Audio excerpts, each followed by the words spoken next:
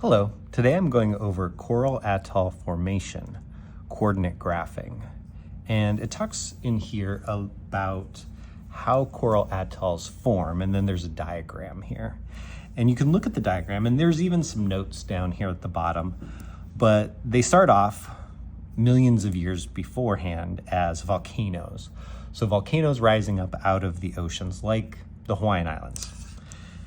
And these volcanoes eventually go extinct and there's no more lava or magma coming out. And over time, they start to do two things. They start to sink down into the oceans, but they also are affected by erosion. So the waves constantly crashing and eroding away some of the land. And they get smaller and smaller because there's no new material coming up from lava. So as they get smaller, they just keep sinking and keep eroding until that island goes down to basically nothing by the end here. But what you do see is these coral reefs that originally were around the edges of the volcano. And then as it sunk, the coral reefs, because coral reefs build up, they build up layers, one on top of the other, like sedimentary rock. And even though that island is sinking, the coral can keep up the pace and build up this reef on the outside where it was.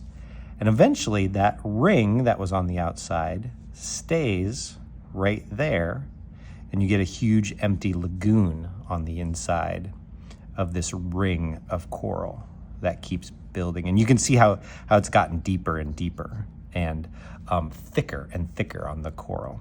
So anyways, what we're gonna do is we're gonna use coordinate graphing to graph out some perimeters of these islands as they sink.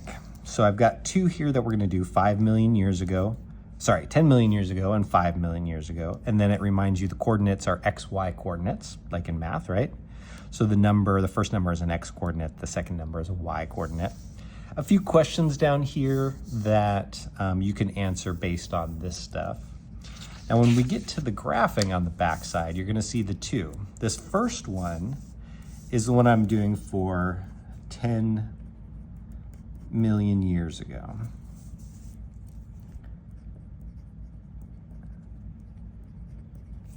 And I've already put numbers in, 0 through 14 on the bottom. This is the x-axis, and then 0 through 10 on the side, which is the y-axis. This second one will be the exact same, except instead of 10 million years ago, it's gonna be 5 million years ago. And what we're gonna do is we're gonna outline data points on here that are gonna form a ring of where this island was 10 million years ago. And what that looks like, I'm gonna use a Sharpie, but you can use a pen. Pencil has a hard time showing up sometimes on the color images. But we look at the first coordinates for 10 million years ago, and it's 4 and 5. So I come down here, 4, here's the 4, here's the 5, and I'm just gonna put a dot there, okay? My next one is 4 and 4. So 4, 4, and I put a dot where they line up.